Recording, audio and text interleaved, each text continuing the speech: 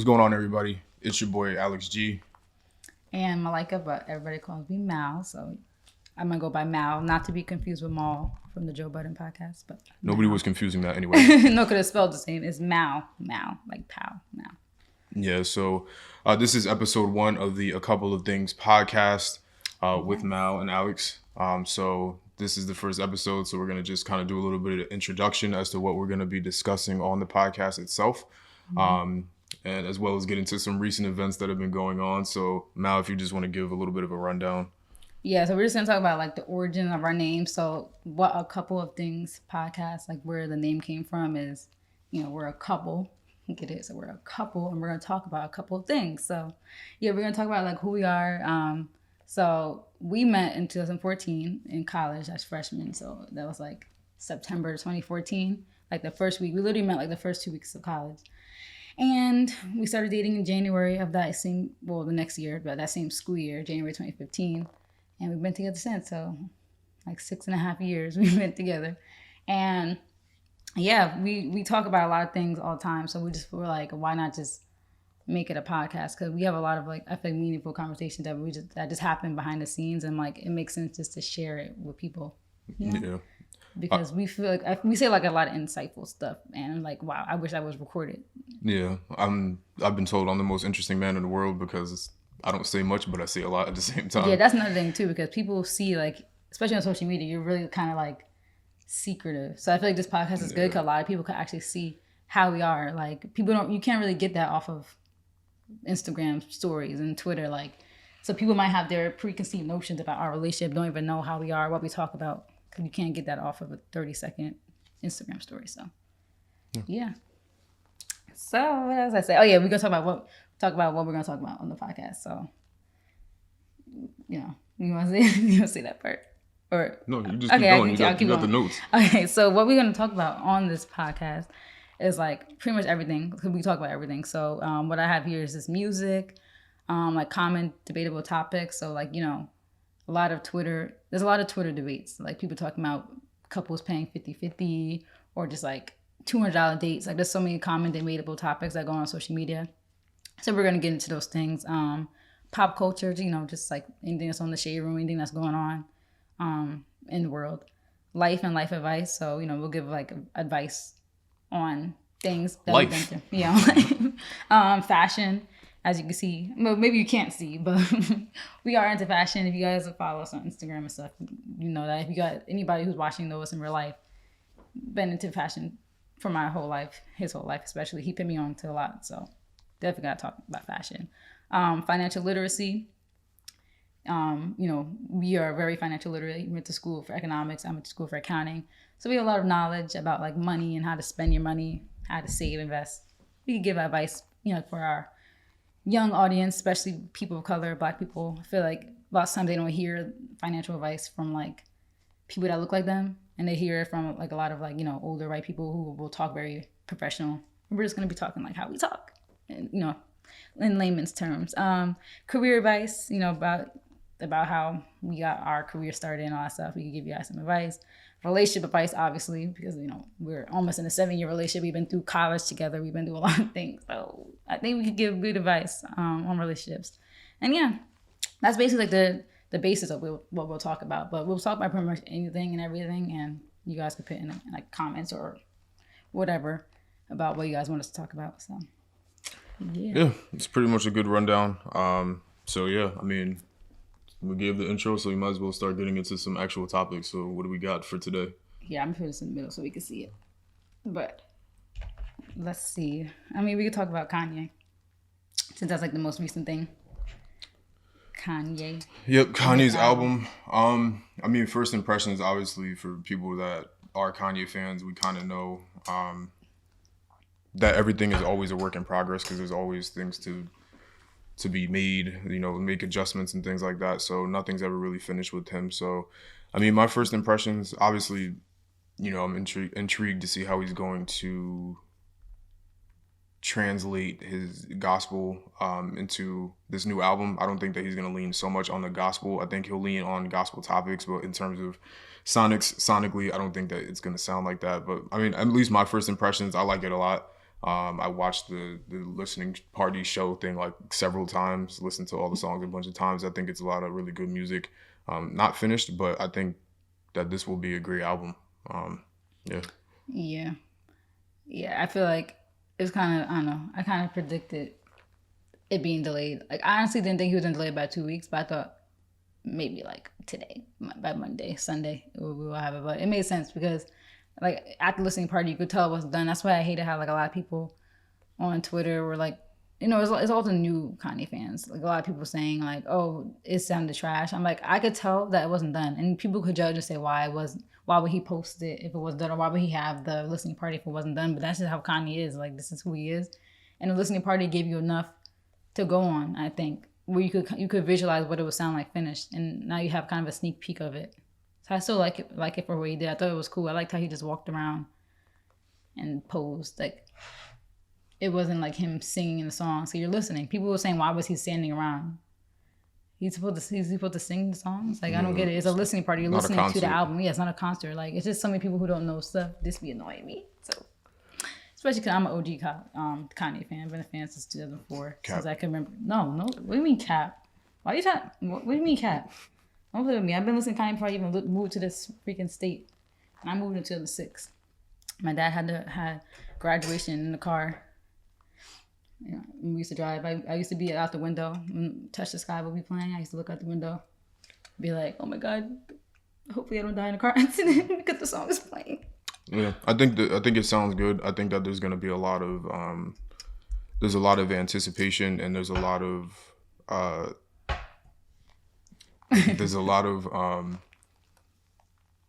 controversy with his last albums in terms of how they sounded and how quote unquote good they were, with it being gospel. So I think that people are hanging on every single song, and they're gonna critique it crazy if he doesn't have like something that's 808-ish, or something that's quote unquote hard. But Kanye's never been that type of rapper anyway. Like, and he's always changed. That's another thing too. People saying we want the old Kanye. What's the old Kanye? Kanye's been different every album he dropped. It was a different sound. I mean, the first few similar, but he's always changed and evolved. So I'm not sure what old one I'm talking about. I guess the old one that everybody keeps referencing is his college dropout graduation days. Like, that's what they want back. But I'm like, people, that was early 2000s. Like, I don't even think people want that back. I think people don't want, because if Kanye dropped like an album full of soul samples and loops and stuff like that, I think people would hate it. I think people honestly would hate if he went back to that. I think people more so because I don't think they're communicating it properly. I think they want the way Kanye behaves in public, like sort the of George Kanye Bush back. doesn't care about black people. Yeah. But the thing is, he's always been outlandish. People just don't like him when their narrative and their thought doesn't align with his. Like, once he starts like challenging people's thought processes and like what's popular, especially among us like black people, that's when they don't like him. I think that that's okay, because like it's because I think Kanye fans, I think where they mess up sometimes too is that it's okay to have a different opinion. It's okay if you thought the album was trash. I just think that that the critique should be consistent, if that makes sense. Like, if that's not your cup of tea, it's just not your cup of tea. But I think that people are hanging on every single thing, and criticizing every little step because, that's just what people do. But the thing is, he's an artist in every sense of the word, and everybody's favorite rappers in this microwave era, they don't really perform. There's really no art to it, in terms of even down to the way albums are packaged.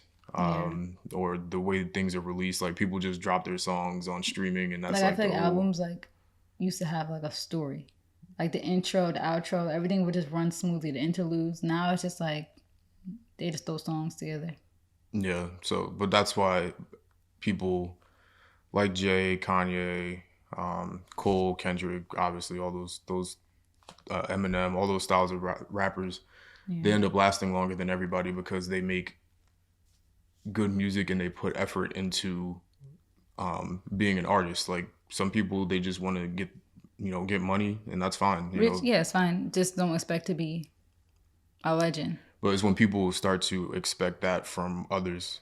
Because again, I think that music now, because everything is so 808 heavy, and it's like we want to get turned and play songs in the party. I think that people, if they're not receiving that from an artist, then they think that whatever they're doing is trash. But I think that's not really the best way to look at things, especially when Kanye's never done that. And he'll put songs on an album that sound like that. Like, Yeah, you were saying you don't watch the film. yeah, I didn't necessarily like Watch the Throne initially, but when you look back on it, he put songs that are like turned on it, like Ham is on there, but then he could flip around and make a song like Black Excellence where he talks about black problems and stuff like that.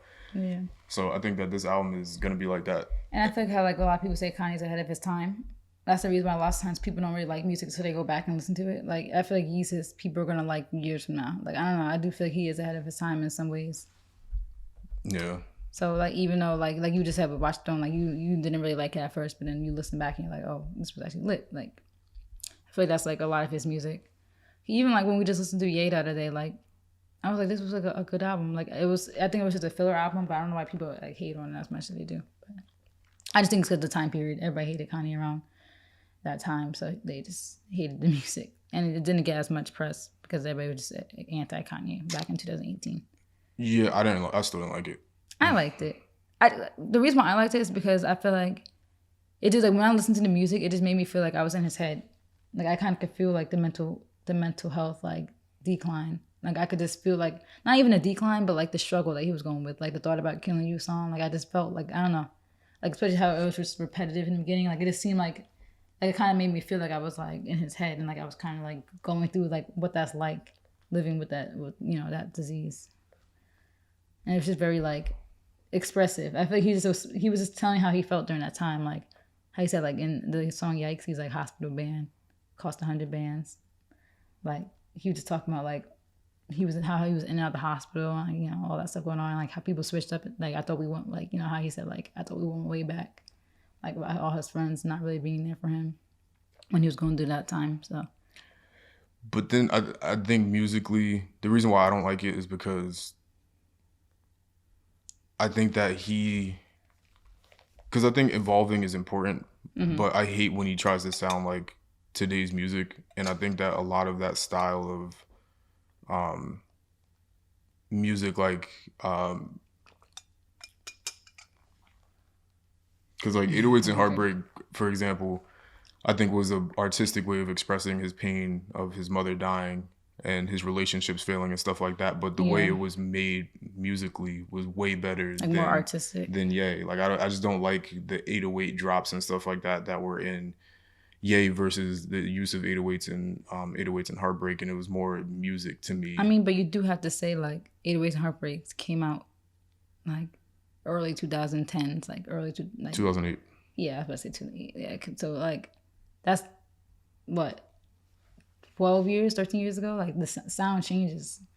Like that's like from that decade. Like it went with that decade. Even though 808s and Heartbreaks was like a new sound though, so he did create like a kind of like a new sound of that time period. But I don't know, I feel like that kind of goes with the whole saying like how people want Kanye to stay in this box of what he used to do, and it kind of takes away from him evolving. I'm not trying to keep him in a box so much as I don't want to hear that. I just don't I don't even know how to explain it, and because I really did not like that album, so I can't even remember the song.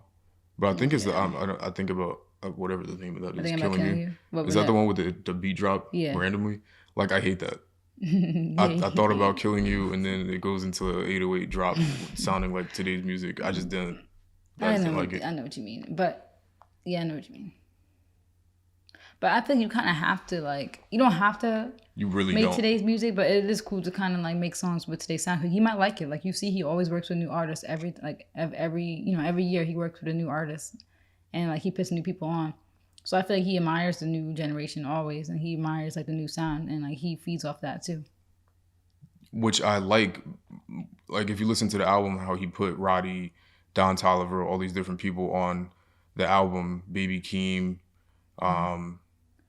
the way he did it, I think what I like when he uses other people's style or sound or utilizes today's sound, I like when he takes a piece of it and then incorporates it into his own. Like he used... Like how he did with Designer. Yeah, well, I hated the way he did that, but but like the Don Toliver song like Moon that I've been playing on a loop because it's so catchy. Yeah. Like if you listen to any Don Toliver song previously, it would not sound anything like the way he utilized his voice for that little interlude. So I like Yeah. that he uses the new artist and their new sound, but incorporates it into his own artistic style. But I don't like if he just started if he came on and just started rapping on like Pierre Bourne beats. Like I would hate that because that's not. I don't think that's him, and I think that he might like it, but I don't want him in my selfish way. I don't want him to like it and then try to Try replicate to it. do it. Yeah, because then that takes away from his artistry, I guess. Like, because what makes Kanye Kanye is his originality A great or being able to twist stuff. a great example that I could think of is with Watch the Throne when he made Ham. He used the new producer Lex Luger to make the Ham beat, and then Kanye went out and found the opera sample and then took the opera sample and then put it on the Lex Luger beat. So it's still taking his sampling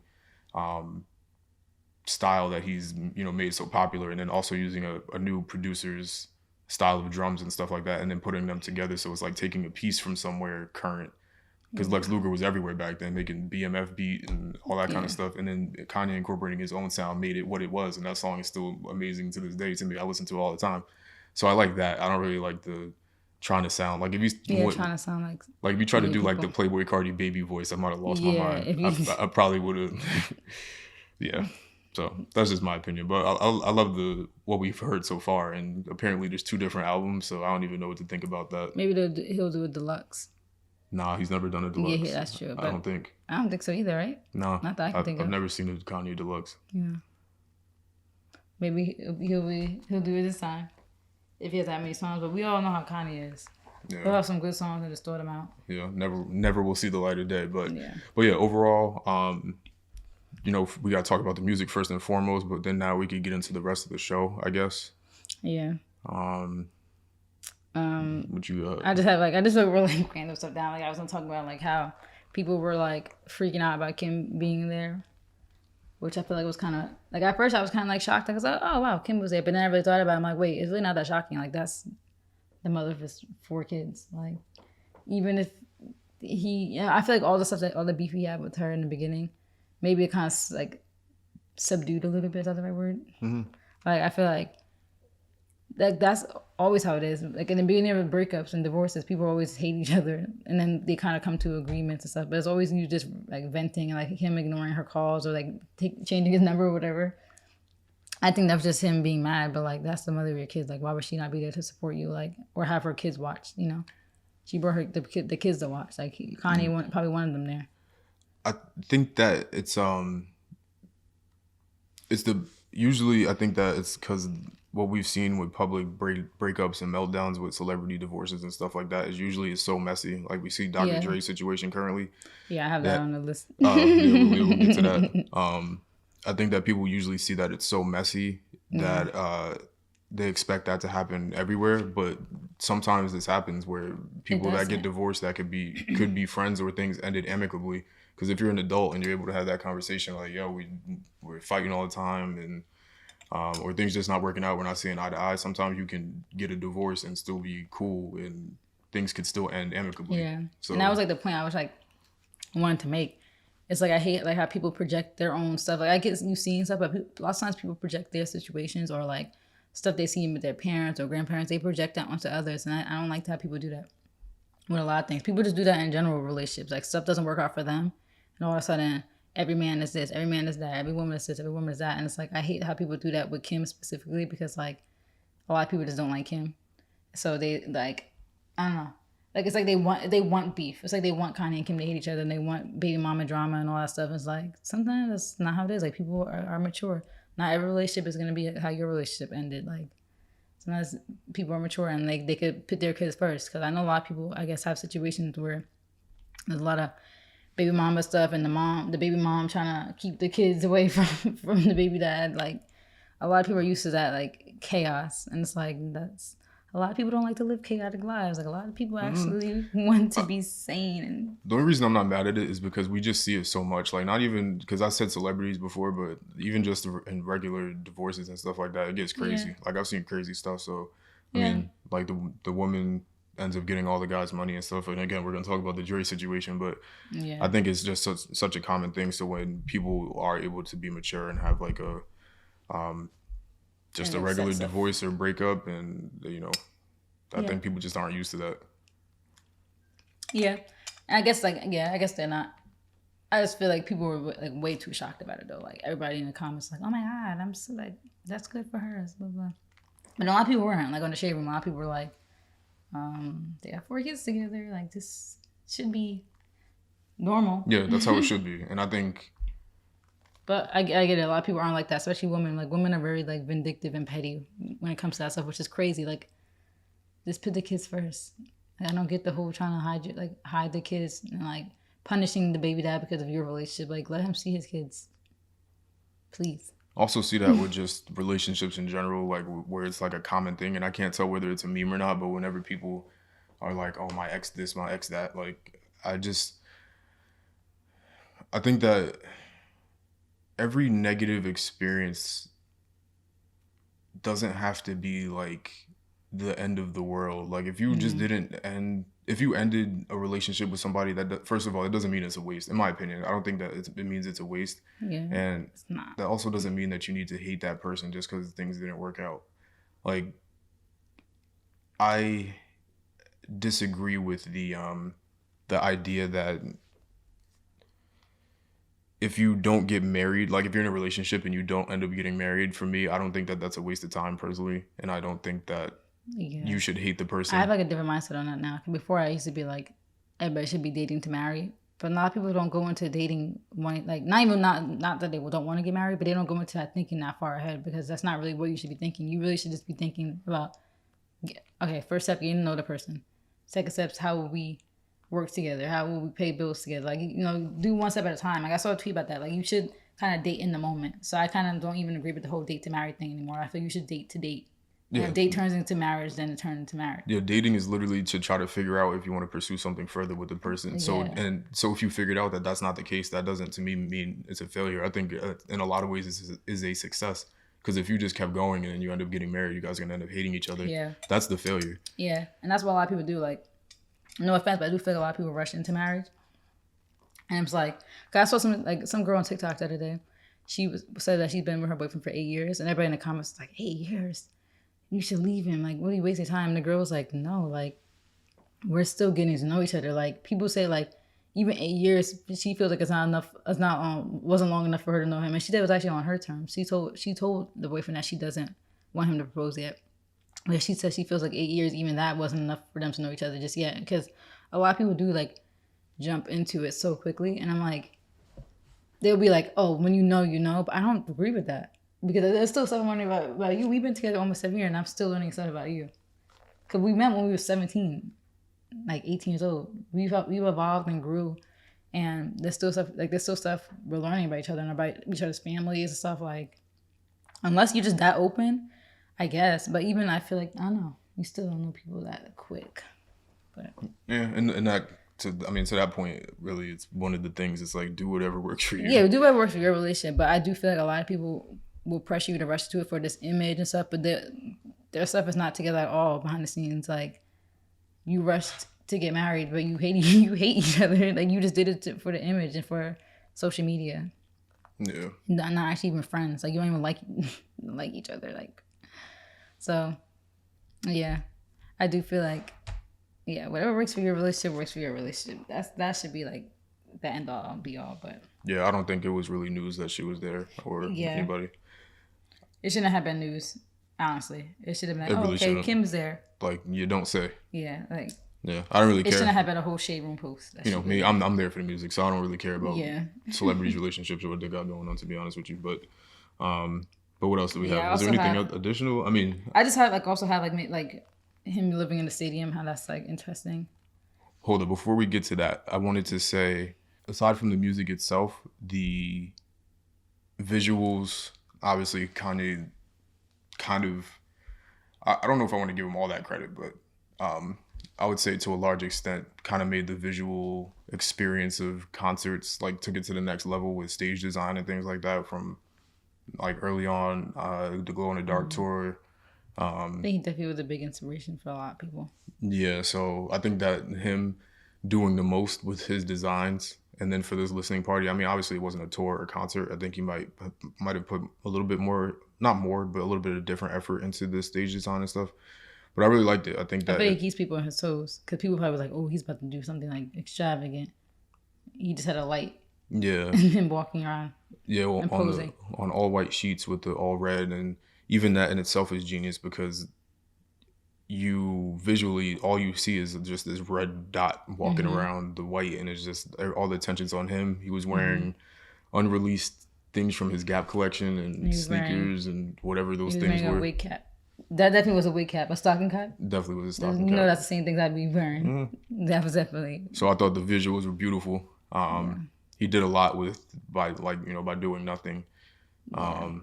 So yeah, I just wanted to touch base on that because I like the way it looked. I like how he did like just like different things. Like when the song, what's the song called? When it's like for the Shikari commercial, the Beats commercial. No Child Left Behind. Yeah, like I like when the song started. He was like doing like a track pose. Wait, why is the camera? Laughing. Why is it dim? Because it's probably catching on fire. It's overheating right now. Oh, okay. Let's make sure.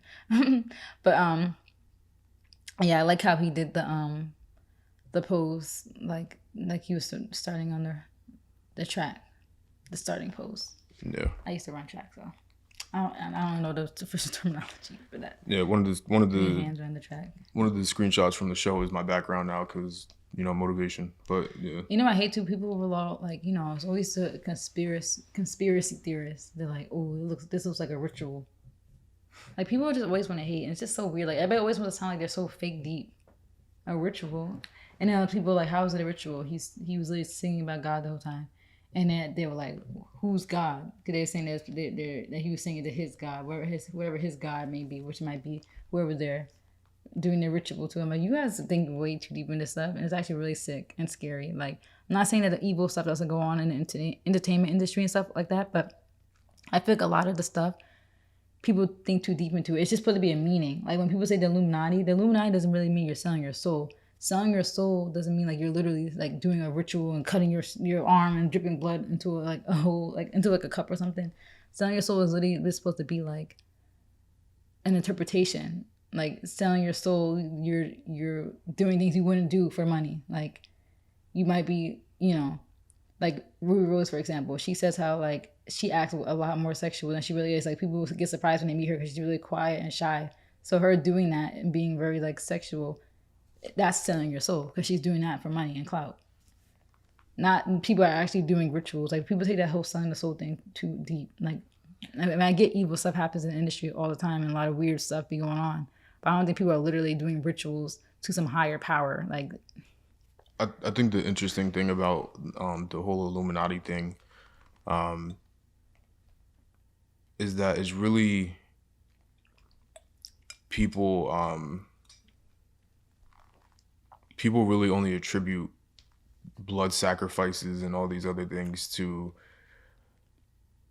Black people and their success. Like we're not accusing any of the other white gazillionaires of Eminem, Post Malone, that have Jack Harlow. hundreds Nobody's of millions saying of that. dollars. Nobody says anything about them, but if it's a Black successful billionaire or somebody that makes a lot of money, they think that they're the devil. It's like in all reality, first of all, we don't know as a human race, a human population, whether any of that black magic stuff, any of that stuff is actually even real. Like, so there's that part, but also like, it's just Black people always like to like. I think Black people always like to find some type of like justification for somebody's success. Oh, you sold yourself to this, or oh, you did this for white acceptance, or you did this for that. Like, it's always something. Like Black people can never accept that somebody that made it's successful. It's like the crabs in the barrel mindset. Like, yeah, because I make beats. If I ever got famous for making beats, then I'm in the Illuminati because I'm sure people from our past are gonna come out and be like, "Oh, I was this." Like, I'm like I sold my soul because I made beats in my laptop. yeah, right. Like, nah, it don't work that way. I'm sure that some of these celebrities are so frustrated, but I know a lot of them make jokes of it. Like literally, like some people will literally troll. Like they'll do like the triangle on purpose. Like, oh, you guys think I'm in Illuminati? Like, yeah. I sold my soul. Like they'll do it on purpose. Like Lil Nas, like how he's like trolling everybody. with the whole like devil thing. Yeah, because y'all are just stupid. Some people just work harder than you. It's not because there's some it's unfair. some higher thing people sacrificing people like like no. Some people just picked up a mic and made music and people like it. That's really all there is to it. Yeah. Just selling your soul is a figure of speech. It's not a literal. You don't go see the devil. People took that and ran with it, like. And the whole Illuminati, Rihanna, Kanye, Jay-Z Illuminati thing, like it's like weird. Yeah. Like some weird stuff does go on in the industry, but it's not. I don't think it's not mystical or like spiritual. It's just people doing weird stuff, like. It ain't animals flying around the room like for money. It's not. Yeah. But again, people want justification for why somebody's doing better than them, and one of the crazy things that they think is, oh, it has to be witchcraft or something like that. But or just anything, like how they say it has to be luck. It has to be. It's always something. It can't just be, oh no, you worked hard and you got what you got in life. Oh, you're lucky. I'm not lucky. I stayed up for hours and hours every day working for my life. So yeah. Yeah. What else? What else we got? Oh, I was for the last thing for Kanye. I was just saying how I don't really like how Justin LeBoy is his spokesperson. I don't know if that was his PR team or Kanye himself that put that together, but I really don't like that. That's his spokesperson. Like you have somebody I get he wants somebody who has reach and like someone who's relevant right now and popular, but it's just kind of weird to me. You have somebody who got famous for stealing tweets and posting them on Instagram or just tweeting outlandish things, being your spokesperson. Like, why was Justin LeBoy the one to break the news about the album dropping August 6th now? Like, I don't like that. I thought it was genius, and I think it did exactly what it was supposed to do. I mean, it is genius, and people were saying Kanye's probably trying to get Justin LeBoy canceled low-key. I don't know about that, but... No, I don't think it's that deep. People were reading too deep into it, but I just think it's funny how once the Justin LeBoy started being the spokesperson, everybody started, like, the barbs started finding old tweets of him, like, talking about Nicki. I'm like, all right. This brought so much attention to him. Yeah. But that's our fridge. You can hear it. Yeah. I think it's genius because I think it's one of those things where it's like, when was the last time you had somebody that, like, this is one of those things that will go down in history. Is like Kanye utilized somebody that's popular on social media. That's true. To blow an album out of proportion because he's talking about it every tweet. I'm like, you could tell he's on his payroll because he tweets about it every day. But now people are talking about it, like there's so much attention to it because now even though the attention might be more on Justin than Kanye himself, it's still genius it's still because attention. like it's still attention stemming the from shade the room album. Posting like the screenshot, and everybody in the shade room comments, why is Justin the spokesperson? But you have thousands, like 20, 30, 40,000 30,000 people commenting that. That's 30,000 people talking about the album still. And talking about Justin in the album, so. Yeah. You know, Kanye's smart. He doesn't do anything without thinking, and he hasn't said a word. Justin's saying everything and taking the heat. Yeah. It's beautiful. Yeah. It's smart. I just thought it was funny how he's like the spokesperson. Like, it's just interesting, but it's smart. I honestly couldn't think of a better person to use because he's relevant right now. Yeah. It's not a lot of relevant social people when they go on Twitter and Instagram that are that relevant, that everybody's going to their page and reposting. Yeah, but Rolling Loud is still presently going on, but some of the performances happen. Like we had Travis. I forget who the headliner was the first day. ASAP. But we didn't watch ASAP's. And I didn't see a lot of the performances, so not super familiar with what was going on. But you know, I guess I'm gonna stay on this quickly because I didn't watch a lot and we didn't go obviously. So we're gonna go one year. We could still go to New York one. I think tickets are still. No, I'm not going to. It's on your birthday. I'm not doing that. one year. I'd rather go to the Miami one, to be honest with you. Yeah, maybe next year we'll do it. But I think this year was like our getting settled. Next year, next year is gonna be nuts. Travel, sporting events everywhere. We outside. We was chilling this year. We had the pandemic. We moved. Stacked up the bread.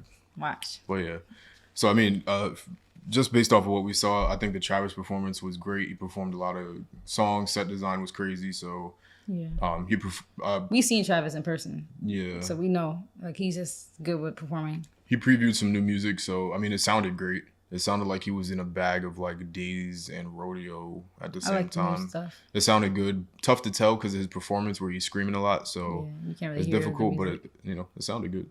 So and we know that he's in Kanye's album, so looking forward to hearing new Travis. Hopefully, Utopia is fire. Yeah, Utopia gotta be crazy. But Astroworld was crazy. Astroworld lived up to the hype. Yeah, it should have won album of the year. Should have. Cardi.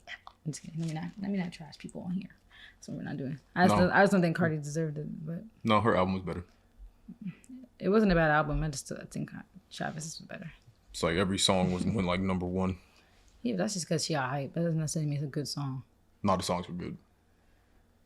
They were. It's okay.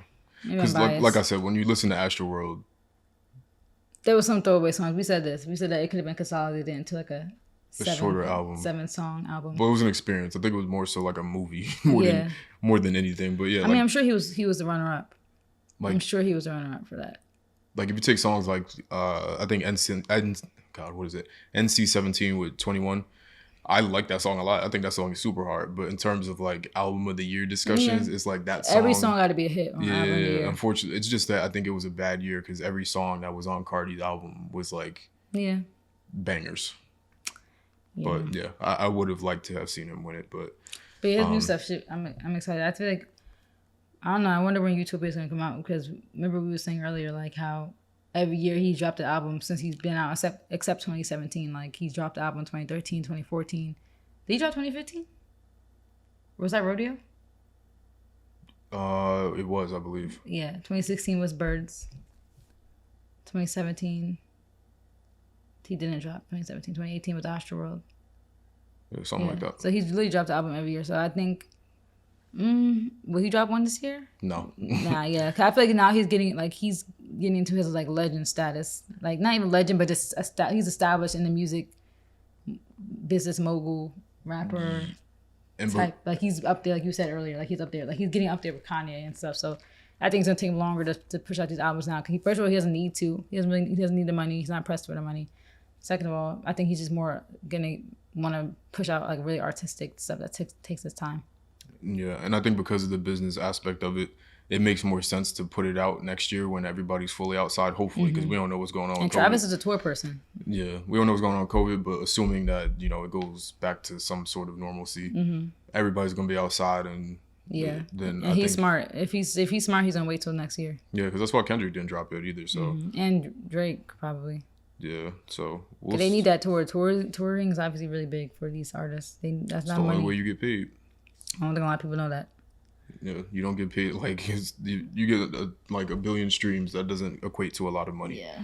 Unfortunately, and that's relative. A lot of money. Yeah, like, in their eyes. Yeah, because they might make 300,000 off that. But, that's our student loans. But relative, of course. But aside from Travis's performance, the only other thing was Coi Leray. Yeah, that's the only thing I was like, that's like I think her performance was the only thing I really like. People were talking about on social media and stuff. Yeah. Because I don't know. I mean, you can go ahead. I was just reading something that gave me a perspective. Like a lot of people like feel like that it's kind of like messed up. People were clowning her. They were saying it's kind of like why we always bashing people and stuff. But I just think I don't know. I think people doesn't like the fact that she's very like cocky with it. Like she even posted something on Instagram because she's like they all hating. Like people are not necessarily hating. Like I hate when people think that anytime somebody critiques you or criticizes you that they're hating. That's not necessarily no one's hating on you. Like I think people are just critiquing it. They just feel like her music isn't that great, and it's like it was cool. It's like her like I knew of Coi Leray for a while now, but like the No More Party thing is what kind of made her mainstream and like made her like relevant, and like everybody talking about her. Because people were talking about her before, and I remember hearing her music before No More Parties, but it kind of made her become in that conversation about who everybody's talking about. And obviously she made XXL. So, I don't know. I like her song Slide that was just playing, but I don't really like her. I feel like she's talented, but I feel like she, going back to what we were talking about, Selling Your Soul, she's doing things that like she's doing the microwave music stuff. She's doing stuff that she knows people will like. And I feel like she got inspired by dating Trippie. She probably got Trippie Redd inspired with the whole baby voice thing. And I don't know. I feel like she's a good performer, but people just don't like her. Like the Rolling Loud crowd was dead. I wasn't there, but from what I saw, nobody was jumping up and down. People were like, on their phone. I think that it's I think that performances are tough. I think that we're in an era where it's very tough to really build like a strong audience because it's like you get one song and then it's like now labels want 20 more and then but like you need money at the same time, so it's a lot of different things. So I just think I don't have any really criticisms about her music itself because I think that it's not my audience. Like it's not for me, so I'm not really there to judge it. Cause that stuff is relative. That stuff like people out there like it. Yeah, because like I like her verse on a song off that what was it, Slime? It's not Slime Language, is it? That Thug compilation album that just came out. She did a song with Carle. Oh, I think it was Slime Language. Yeah, or something. Whatever that album was, her verse on there I thought was hard, and I think that the difference between that song and all her other music is simply just production. Like she was rapping on a beat that was hard. I think it might have been a Weezy beat. She does too much of like these like I said, Trippie Redd type beats, which I don't know. Like obviously it works with people like Trippie Redd, but you're not Trippie Redd, and it's like you kind of can't really replicate what someone else is doing. Yeah, I think because I've listened to her music before, like she got popping, and I thought it was good. I think if she wasn't doing this before, as far as I know, maybe I wasn't that privy to a lot of her music, but as far as I remember, it wasn't this baby voice stuff. Yeah, I think she's talented, and I think that she could make really good music, but she needs to just focus on trying to make the music versus the trying to get the crowd, because you'll get the crowd from making the good music. You don't need to make songs like even a Double XL Cypher. That could have been her time to really put out a really good verse. Like you had people on there who like shocked people. Like everybody thought like Ruby didn't deserve to be on there, but her cipher was good, and people were like, oh wow, like I feel like she got respect from that. That could have been Coi Leray's time to really get her respect. Like you should have came hard. Like that's the time to come hard and show why you're there. Like you could do that fun stuff any other time, but I feel like I would have took that opportunity to really come hard if you really think you're that good and not like you really think you got bars. I would have came crazy at the cipher. Like this is like time where all eyes are on you. Like people who really are into music look at the Double XL. I was saying XXL, same thing. They look at that freshman list every year, and people take it serious. And people, that's really your time that you're highlighted. Like all eyes are on you in the hip hop community. So I would have just took that time to really like put out a good cipher. Yeah, I didn't listen to any of the ciphers, so I'm not. I didn't listen to anything. I don't know what anybody sounded like. Now her cipher is literally a TikTok trend now. Well, I saw Coi's because there was just memed. Yeah. But I didn't see anybody else. You didn't see Ruby's? Nah. I liked hers. I liked Lakia and I like Ruby's. I didn't really pay attention to guys. I like them two were my favorites. So. The class itself wasn't really my cup of tea, so I didn't really. I mean, me as being a music head, I should have listened to it, but it just wasn't my cup of tea, so I didn't really like. I think they were voted in this year. Yeah. Like their fans voted them. I wasn't trying to listen to it, but maybe I'll still try to listen to it, but yeah, just it was short. It was like 2 minutes, 3 minutes per. Well, I did see the backlash about who was it? Who was playing beats? Was it Nick Mirror? Yeah. Yeah. I thought the beats were fine. I thought the beats. I like Ruby's. Like Ruby's her cipher. Ruby. Who was in there? It was Ruby, Flo Milli, Pooh Shiesty, and I think 42 Doug. I think they had the best beat. But people were making fun of how he was dancing too. Oh, Nick. Like he was in the background, like he was doing these dances. I was like, what is he doing? Yeah. Everybody was laughing at him. Like. But I like Nick a lot. In terms of people I kind of pull from a little bit. He would be one of those people because I like especially with his early Juice WRLD stuff, I like the way his production style, was, and I think that he definitely is becoming one of those guys, if he's not already, of people trying to replicate exactly like his formulas and things like that. Like we've seen what Internet Money has done, but I'm not gonna go super deep into Nick Mirror, but I'm not gonna bash him. Yeah. I didn't think the beat sounded bad. It didn't sound bad at all. People were just extra. I feel like there were better ones than other ones. Your favorite artist probably rapped on beats that were inspired by Nick Mirror, so But yeah. I think like Coi Leray, like I don't know. I feel like people do kind of like hate on people. They do switch up because everybody was going crazy with no parties on TikTok. Like everybody liked it until I saw when this hate started to shift. Like I saw she kept posting on TikTok, and people were like, all right, we get it. Like I saw when the hate started, people, because she kept playing the song. And people were like, okay, we get it. Like, it was cool at first. Now we hate it. So maybe she ruined her own her own bag, stopped her own bag for that reason. Like, overdoing something that's popular. Because sometimes people do that. They'll like get like a hit, or they'll get like a viral TikTok song and they'll run with it. Like, they'll just keep playing it. It's like, okay. Now you're kind of making the song whack because you're doing too much. Yeah, but especially... They have the right to do the most, in my opinion. They earn that right, but... They should, but I think that in terms of music business. I think that a good thing is to let your art live for itself, because you don't see these real major artists like Like forcing their music yeah, or like creating TikTok music. I've never seen Kendrick do a TikTok. You don't even see him go outside. I don't even Yeah. know if he tweets. Like you just don't see him outdoors. He lets his music speak for himself, Yeah. and then lets the public decide what's what. Like Yeah. he's But not. if a song's good, it's gonna blow up on its own. You don't need promo. You don't need promo, especially if the song already blew up. You'd be like, oh wow, this is what I've seen people do, which I prefer, is like people will post like a screenshot of stats or something like that. Like, wow, this is crazy. Like that's a way to show appreciation for the song. The song is gonna live as long as it wants to live. And you would posting kill it to TikTok if you play is it not too gonna much. help Yeah, you. it might kill it. I feel like TikTok has been a blessing and a curse because it's made a lot of people famous and rich in a short period of time, but it's also killed songs. Like there's songs I can't even listen to anymore because of TikTok. Like it's sad. And the songs I literally hate now because of TikTok. Yeah. Like TikTok ruined a lot of stuff because people overdo it. Like you have videos, you have songs and like sounds that have hundreds of thousands of videos. Like you look at the sound and it said hundreds of thousands.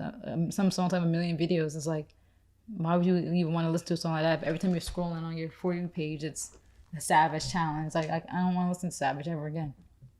Or how they ruined those Don Toliver songs. Like No Idea, they ran that song to the ground. And that's when I first started using TikTok. Like seriously, was around that time, like late 2019. They ran that song into the ground. Yeah, No Idea is a great song too.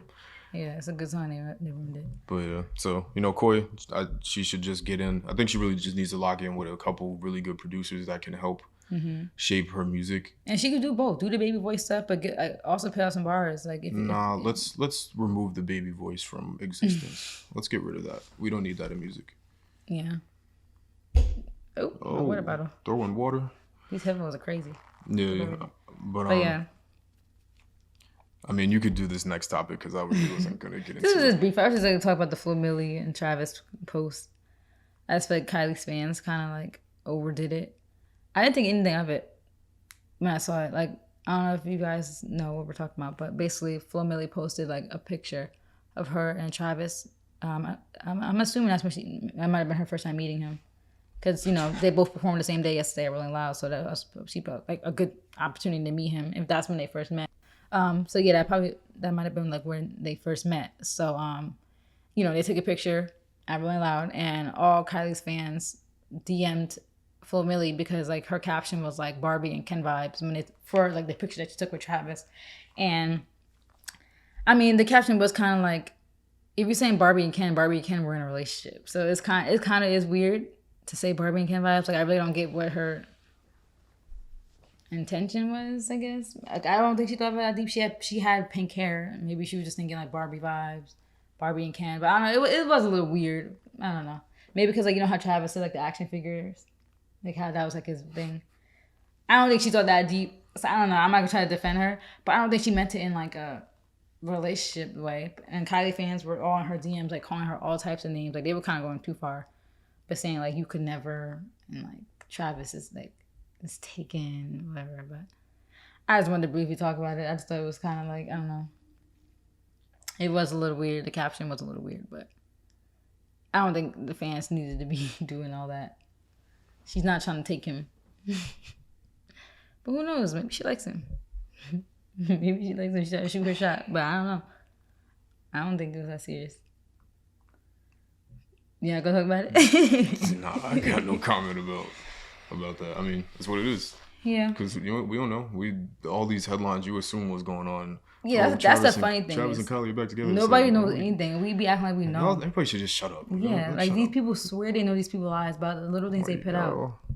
Invest some time in yourself instead of learning. I'm very active on social celebrities media. I'm very active on social media. Anyone who follows me on social media probably don't know any of my deepest and darkest like secrets and things I've been through. So it's like it doesn't matter that these celebrities post. They post what they want you to see. We don't know how Travis and Kylie's relationship is. It's been rocky for a while now, so who knows? But like I said, we don't know.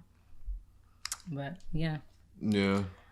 So, all right. Next, I have just a Lil Nas X Industry Baby. I didn't watch the video. I seen enough though. I know you say you didn't watch either. Yeah, I don't watch it. But I just put it on the list because I just thought that it was just like funny because anytime he drops a video, a song, people go crazy. All these people like he even put it like a disclaimer before the video saying Don't let your kids watch it. It's not kid friendly because you knew people were gonna complain. So that's basically what I wanted to like just bring on the topic of how people are so bothered by him and how people feel like these celebrities need to monitor themselves for their kids. So that's the topic I just wanted to kind of like tie in. But I don't think that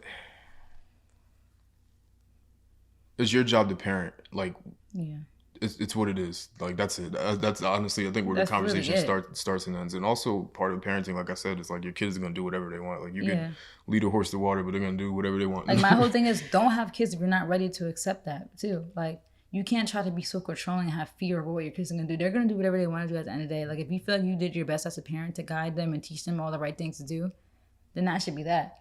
If they still at the end of the day decide what they want to do, they have that right. They're a human being. Like don't give birth to another human being if you're gonna try to take away their rights to being a human being. Like that's my whole thing. If you're not ready for that, if you want to be controlling, don't have kids. Yeah, I think that because I really don't have much to say on this one. I just think that people hate him because cancel culture isn't real, and I think it bothers people that they can't cancel somebody that they actively attempt to cancel. And the only reason I want to cancel him though is because of his his sexuality is the proper term. But yeah, with the video with him having like the devil in it, whatever, the Montero, people really thought like, especially like with the Nike shoes, they really thought it was actual human blood in the shoes. Like that goes back to what we were saying earlier about the conspiracy theorists. Like, ooh, he put blood in the shoes. Like people really thought he really put blood in the shoes. Like that's the thing. A problem I have with a lot of people, which I feel like social media really exposes, that a lot of people do not have critical thinking skills. A lot of people lack critical thinking, and they don't really sit and think. That's really what critical thinking means. They just say stuff. Like you really thought he put blood in the shoes? Come on. First of all, he's a troller. Second of all, who's doing that? Who's putting blood in shoes? So I don't know. People are just very extra towards him, and I feel like, what are you really mad at? Like I feel like a lot of times when people are overly mad about something, they probably are closeted homosexuals. Like I don't know. I feel like a lot. Like I get people being very religious and they feeling like what's right, but like meanwhile you're judging people on their sexuality and you're sinning every day, like premarital sex, drinking alcohol. You're doing a whole bunch of stuff that are sins. But somebody being homosexual is where you draw the line. Like, at the end of the day, let people just live their lives. Like, we really don't know what's real and what's not. We really don't know what's true. So just let people do whatever they want to do. Like, live their life the way they want to live. Like, my whole thing is, how is it bothering you? If you feel like you're living in a light and like the life of God, and you're doing things properly, and you feel like you'll be safe or saved when all's said and done, then just be worried about that. Like, why are you so worried about what someone else is doing? You know, that's my whole thing that I have an issue with, because they will literally go crazy. Anytime he drops a video, they'll go crazy. What kind of role model are you? I don't think he signed up to be a role model. He signed up to be himself and do what he wants to do. Pick Cocomelon on your kids. I don't want to curse. Pick Cocomelon, because we're not cursing on this podcast. We're not going to curse. But pick Cocomelon on your kids' iPad. Like, why are you mad about what someone else is doing when your kid is not the target audience? And that's my issue. It's because, I mean, I think first and foremost, one of the simple things that will make you happy in life is if it doesn't concern you, then let it go. It don't concern you. Like you typing paragraphs on the shade room, and when you could be using that energy to go do something else that would benefit your life. Like, why are you so mad? Yeah, I think that if there's something that you don't like, just don't like it. Mm-hmm. Like, you don't also need to not like it and then tell people that you don't like it. That's what I hate. And people be like, oh, I have the right to do whatever I want. Okay, but you're always mad and angry and ranting. Like, just like he has the right to put out whatever music or whatever he wants to. I think 7 billion people on this planet. We all could do whatever we want to do. But you could tell who's getting money and who's not by how they act on social media. Yeah. Because that's the thing. If you even got time to be doing that, you're not getting money. Because what are you doing? Yeah. And you're that mad at you're mad at everybody else, but you're in a bad situation. That's how I see it. I'm not playing devil's advocate here, but just explaining the other side. I think that he, unfortunately, with the dropping of Old Town Road, I think unfortunate recourse of that was that it was taken as being a kid's song just because it was popular amongst kids, but the song itself was not. The lyrics are literally sexual. Yeah. And nobody even peeped it. Yeah.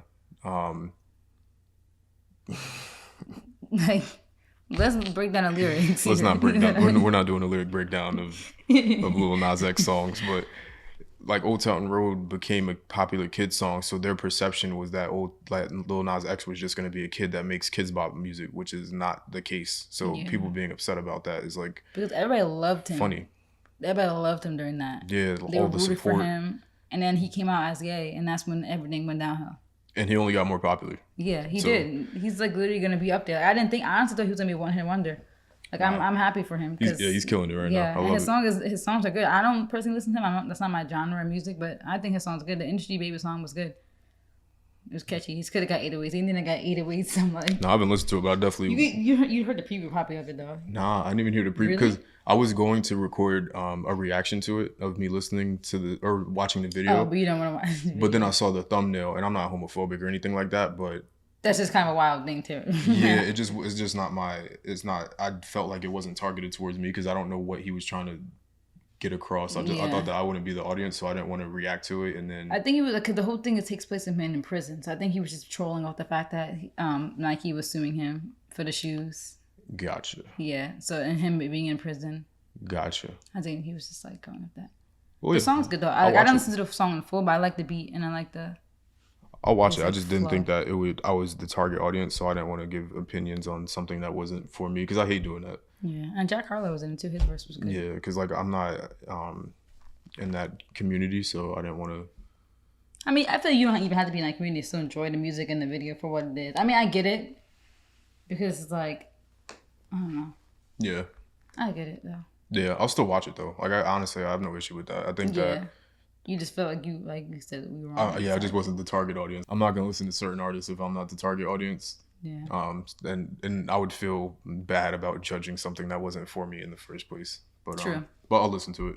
Yeah, but yeah, I think that he's killing it. He's doing everything that he's supposed to. Yeah. And yeah, I think he should just continue. Keep making great visuals. His music videos I like that he trolls too. And you can't stop it. That's how I would be. Like if I was famous, I'm just very petty, condescending person. I'm laughing at you people. At the end of the day, he's doing great. You're mad on social media, and he's living the American dream. He got money. He's fine. Like he's young. Like he's doing what he's doing. So that would be my thing. If I was rich and famous and people were just mad about me all the time, I'd just be like, I'm doing what you want to do, probably. Like, cause you're putting all your energy on me. Like I got money. I'm fine. Like I'm healthy. Whatever. Yeah, so he should keep continuing doing what he's doing. I like the trolling. And you can't stop it. And that's something important that people should realize is that if you can't even cancel a comedian for doing something because if you're offended, then it's not for you in the first place. And just because you're offended doesn't mean everybody else will be. Yeah, I guess certain things are very boundary crossing for everybody. Like we all could agree certain things are too far. Yeah, there's a level. Yeah, there is definitely. And like, a lot of people do identify that, but for the most part, things that a lot of people get mad about aren't, in my opinion, that deep. Yeah, but yeah. Next we could I'm gonna quickly do this one. Yeah, we have we could wrap it up, but just briefly talk about like these last few topics. So we were saying earlier the Dr. Dre, $300,000 a month. Is that considered alimony? No. What is it? Actually, it is actually literally called alimony. Yeah. I think. Yeah. Alimony is money. It's spousal assistant. Support. Which I think is a crazy thing. Like I'm studying for the tax section of the CPA exam, so I'm like kind of learning about all these terminologies. So, but like while I learn this stuff and like study this stuff, I really do think a lot of it is weird. Like why are you paying somebody that you were married to when you ask a divorce, you're paying to keep up with the lifestyle that was provided already. Like I just feel that's weird. Like the person that whatever their financial situation was before the marriage, you go right back to that, in my opinion. But the law is the law, and that's why there's prenups and stuff, and that's why prenuptial agreements exist. So and you could protect yourself before you get married. I'm gonna have fun with this one. I don't know. I think the funny thing is people on social media are like, I'm never getting married. I'm like, trust me, you're not paying nobody $4,000 a year. I mean, a month. Like, obviously, they're gonna adjust it based to the money you make. You know, I'm paying $300,000 a month. You ain't even make that in a year. Probably haven't seen that in a lifetime. So please relax. Like, people just kill me. Like, they say they never get married if they got to pay that a month. I'm like, you wouldn't have to pay that a month because you don't got that money. But I think that it's just funny. the court system is designed for women. I think that women come up, even if they don't make, even if the man doesn't make a ton of more money than the woman, she's still gonna take half of it. And I could argue that, not even I can argue, that is way worse because not everybody's Dr. Dre who can afford the $300K, even though that's a lot of money. And even him, that's a lot of money. They said that in the long term that could still affect him. It will, because that's $300,000 a month. That's what over $3 million a year. Yeah. That she's gonna get for no reason. It's more than no, it's not more than 3 million, but just 300. It's 3 million plus 2. Yeah, it's like 3. It's in the 3 million range. Yeah. That's a lot of money. That for the rest of your life, assuming she never gets married, is crazy. And think about what you put that $3 million a year towards. Like, if you put that in investments, you triple that, double that. Like, that's a lot of money that you're just giving to your wife because you were married to her. Like, you could donate it to charity, but the court system is designed for women. Women almost by default get custody of the kids in divorces. By default, they get a ton of money for spousal support. Men do get the same support, but at a lower rate because typically men make a lot more. But like we saw with the Adele situation, her man came up. That was crazy. Came up her OD. man had to come up. He came up OD, but I'm the not thing mad is, you have to be smart. Prenups exist for a reason. Yeah, but we can't say that because women are psycho, and if bring up a prenup with a woman and she's gonna spaz out and say you don't love me. Divorced? Like, why you thinking that we're gonna break up? Blah blah blah. But the thing is, you protect yourself. At the end of the day, you come into this world born by yourself. You're by yourself. You will love the person to death and think that they're for you for life. Protect yourself. At the end of the day, have yourself always at interest. Yeah, but a lot of these girls, they are weird. They have really weird mindsets. But you can't though, because you bring that up with a woman and she's gonna hate you for the rest of your life. You can't bring up, I want to separate our finances. Bird behavior. Because they're gonna go crazy. Which is stupid because it's like, I sometimes. If you guys will stay tuned to this podcast, you might think I'm a pick me, which I'm not, because how am I a pick me if I'm with somebody for 7 years? But I don't know. I'm not anti-woman, but a lot of women really are hypocrites and have really flawed mindsets. And like I like Kevin Samuels. I will say I do like Kevin Samuels. I don't agree with everything he says, but I feel like the basis of what he says is a lot of it is true. Because I feel like as women, especially Black women, we need to stop playing victim and wanting somebody to do stuff for us. Like, we're so weird. We want to be independent and strong, but then we don't. Then we want a man to pay everything for us. Like, it's like you can't pick and choose out of a basket what works for you. And that's something that I don't like, is that women will sit here and be like, I had to protect myself and I'm me at the end of the day. All I got is me at the end of the day. But then if a man wants a prenup, now you're mad. How come the man can't feel that way about him and his money? Like, it's just weird, especially women wanting men to pay all the bills, but then God forbid that man wants to protect his money that he worked hard for.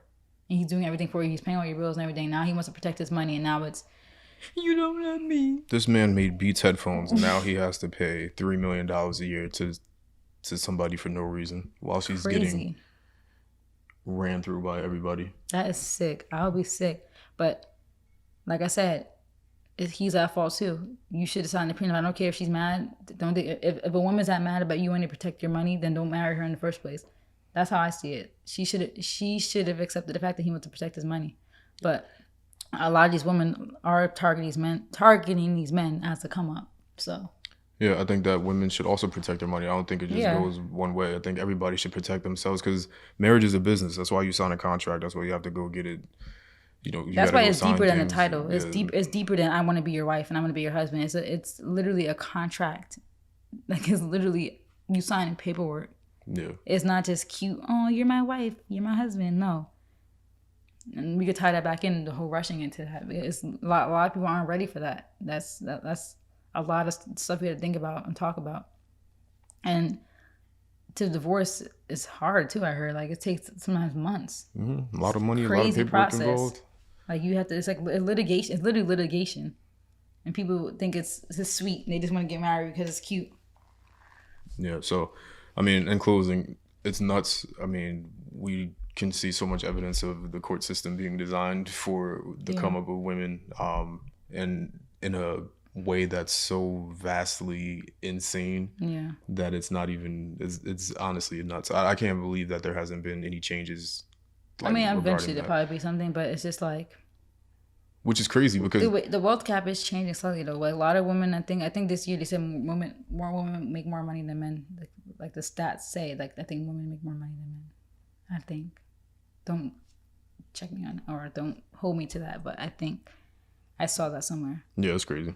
But I was gonna get deeper into my bag about how I feel about this, but I'm gonna keep it calm. we could go in deep into it in different podcasts. Obviously, it's nuts. It's insane. Something has to change, like for real. Not just with the money, but with not ownership, custody of children and things like that. The way they set things up is insane. The only time I see men get custody of the kids is if the woman is like completely like strung out on drugs or anything like that. And I seen that too. There was this guy on TikTok. He was trying so hard to get his kids back, and apparently his wife is really abusive. And like every time the kids see him, they're like crying and saying that they want to live with him. Yeah, it's crazy. Yeah. Well, but yeah, we could get deep into that different topic. We have a whole a day where we just talk about. We could talk about that for 6 hours. But and all that stuff, but yeah, I just thought that was interesting. You want to talk about any of the rest of this? Yeah, I don't know. Just kind of to talk about the Olympics. Nothing to talk about. USA is gonna clean up as usual. I was just saying how I just hate how people were like anti-Olympics now that Sha'Carri is not in it, and like I sympathize with Sha'Carri, but I am one of those people that say the rules are the rules. Like it's the same way where people will complain about like not having money and being broke, but they'll go to school for a career or a major that doesn't make them money. Like that's how I feel about the rules or the rules situation. Life is a game. I went to school for accounting because I want money. I want to live a financially stable life. I want to be comfortable. Not that I'm not 100% like, oh my God, I love accounting. Like accounting is like an interesting career, and like I'm not saying that I don't enjoy it, but that's not why I went into it initially. And you got to play the game of life.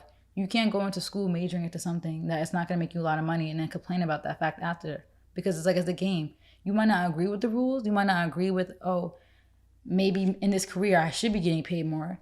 Okay, but we don't. Like you guys don't get paid more. So you got to play the game. Like that's my mindset. So like I played the game of life. I went to school for something that's going to make me good money, and I'm comfortable. I'm financially comfortable. I'm very blessed in my position in life, and I'm only up from here. So yeah, you got to play the game of life. And I feel like I played the game of life, everybody said, oh, I'm comfortable, blah, blah.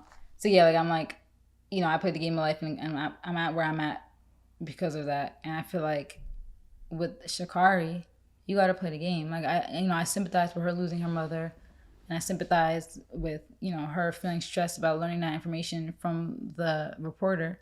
But it's like you got to see. Like for me, I have tunnel vision. I'm seeing, and I'm glad she's getting all the sponsorships and stuff that that she deserves, like with Beats and stuff. I'm happy for her. But for me, I see tunnel vision. I see I could get this gold medal this year, and I'm only up from here. So even if I'm very heartbroken and like I feel like it's stupid. It's stupid that weed is something that would to stop that. Like I think it's dumb, but a lot of things are dumb. But you still should play the game. Like you just gotta work around the system. And like you might not agree with it, but you gotta play the game with these people. And that's how I feel about life. That's how I feel about her in the Olympics. So I feel about anything. Like you gotta play the game of life, and whatever the rules are, you adjust. So I feel bad, and I really look forward to watching her run. And I really do think she had a good chance of getting the gold or at least silver, because the Jamaicans be running. But yeah, I can't really say like that. I'm like that's the thing I'm gonna get into. I hate how everybody's like trying to like, especially Black people, they're talking about boycotting the Olympics. There's plenty of other Black people who are in the Olympics. Like let's support them. Let's not support our country and support our people who are running and in swimming and any other events and tennis stuff just because one person decided not to follow the rules. Like even if you think the rules are stupid, let's still support our other people. They deserve our support. Like why should we not support them too? So I just think it's dumb how people are not watching. I'm watching. I'm still watching. I've been watching the Olympics since 2008. That's the first Olympics I can remember. It was Beijing. So I'm still watching. So I don't know if you have anything to say. I think that it's one of I think that it is the pinnacle of sports. It's the highest level of competition that you could have athletically. So I definitely admire everybody that gets to compete there. But I just don't care for it personally. I don't really think it's entertaining. I'm there more so for the entertainment. You entertaining? No, I don't think it's entertaining at all, to be honest with you. But that's just personal preference. So I don't care about the I think it Olympics. depends on the sport. I don't like any of the Track sports. is very entertaining. Like I love basketball, and I think that Olympic basketball is some of the Olympic basketball is boring. worst basketball I've ever seen. I think most people only watch Olympics for gymnastics, swimming, and track. But maybe it's not so much maybe the Olympics that I don't care about. It's I don't care to watch it live. Like I'm not gonna tune into an Olympic event in the way that I would tune into like the NBA finals or like even just a regular football game. So that's probably what I mean more so than I don't care about it. The only reason I would is just for certain things I'd rather not, especially with having the freaking news app. I'd rather not learn about who won something. I'd rather watch certain events live. So like for track, I want to watch those live. For the gymnastics and swimming, that's the only ones I really care to watch live. But it is hard when you have the Olympics in all these other countries and there's a time zone difference. But yeah, I guess just to talk about the topic you brought up, I think that how do I want to tackle this? I think that even though I agree with what you're saying, I'm just not gonna say it because I would just want to support everybody black. I think that it's unfortunate because it's not even performance enhancing drug to me. So it's like if anything, it makes it worse. So I think that it really shouldn't even be like a banned substance. It shouldn't be. If it's cocaine, then yeah, I mean cocaine makes your heart race, it could pump blood faster, like that kind of thing. It's not steroids. So I think that it doesn't impact performance. If anything, it makes it worse. So I think that it's stupid. I definitely do agree with you. You have to play the game and the rules are the rules. You're not gonna slide past rules. It's what it is. Even if you think they're dumb. But people think getting paid, whatever they get paid in their field is dumb, but you gotta play the game. If you really want money, go to school for something that's gonna make you money. Like that's just how I see it. You could think stuff is stupid and protest for it. Yes, do that, but that's not gonna you're not gonna get that instant gratification. Stuff is stupid. These people who make these rules, a lot of this stuff is stupid, but you gotta play the game. Yeah, I mean, I don't disagree. I'm just not gonna say it because No, but think about it. No, I know. I'm just not. Why did you go to school for economics? Because you want to make money. Yeah, but I'm just not gonna say it about her specifically in her situation. Yeah, because it's iffy. It is iffy. No, stupid. It's stupid. That's the thing that sucks. It is stupid. And I really do feel like I really wish they could have did something. But despite even all the massive outrage, they're not gonna go back on the rules. So the same thing happened with Michael Phelps. Yeah, I forgot about that. Yeah, Michael Phelps is like considered one of the best Olympians of all time. And they did not, he got it worse. And people will be like, how did he get it worse? He's still competing in the Olympics. I'm like, you guys do realize when that picture came out, that was, I think, months either before the Olympics or months after. It wasn't in that 30-day range. Like if Sha'Carri would have had to fail the drug test, even like a week earlier, she still would have been able to run. It's just that that 30-day ban fell into the time of her running. Yeah, the only reason, I think primarily the reason why I'm not gonna speak on it really is just because I don't know what I would have done in her situation if I lost my mother. So you know, I can't put myself in that situation. Especially finding out the way she found out. Yeah, so for me, I think that I don't smoke, so I personally would have just probably do back a bottle of wine or two. Yeah, so I don't know how I would react, but I sympathize. It's unfortunate, and I just hope she gets the opportunity because that's like one of those potentially once in a lifetime opportunities to compete on that stage. But so who knows what happens? Like who knows if you get a career-ending injury before the next Olympics? I know, but I'm saying like that's the type of stuff that happens. And now you have that regret for the rest of your life. Like that's why I said I see tunnel vision. I might be devastated, and I can't speak. I haven't lost a parent, and found out by a reporter, but I just have so much tunnel vision about my life and my goals that nothing stops me from getting to where I need to get. And I just feel like, I don't know, I just wish you just would have waited. I just wish you would have did something else, talk to somebody, call a friend, drink. Might not have worked for her, so, that's why I'm not judging it. It's what it is. It sucks. It's just a sucky situation because, like, at the end of the day, this shouldn't be a rule. But yeah, and that's why I think it's the bigger thing. Is like, we could talk about how she shouldn't have done it, but I think the bigger thing is it shouldn't even be a rule. It shouldn't. And the crazy thing is I could guarantee you the rule's going to change soon. It's almost to me like it'll change soon. It will. If not the next Olympics, then definitely 2028. Yeah, but yeah, that's all I got there. Yeah. That's all we got. Yeah, I know. Yeah. We have like other stuff, but we can talk about it in the next podcast. We just don't want our first podcast to be like 2 hours long, and we can talk which it forever. easily could be, and we're gonna work through some things. Yeah, we got some logistics to work out. But, yeah, still a lot of trial and error stage, but we're perfectionists, so we'll figure it out. But yeah. If you guys made it this far, definitely appreciate you guys watching. Yeah, I hope you guys watched the whole thing. Yeah, hopefully you enjoyed.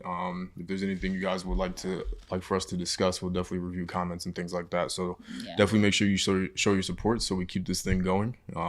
Make sure you like, comment, subscribe, turn on post notifications, tell a friend, all that good stuff. Make sure you go follow us on Instagram at A Couple of Things Podcast. Yeah. And our personal accounts. Yeah, personal accounts will be Waves. all in the description and all that stuff. And then this should be on. We're still working through it, but we're trying to get this on Apple Podcasts. So hopefully whoever might be listening to this might be listening on Apple Podcasts and Spotify. So those are the two other things we want to have this, like 2 other platforms we want to have this listening on for you guys to listen on outside of YouTube. So so that was A Couple Things podcast where we talked about a couple things. Alex signing off. Yep, it's Mal. Thank you guys for watching and listening.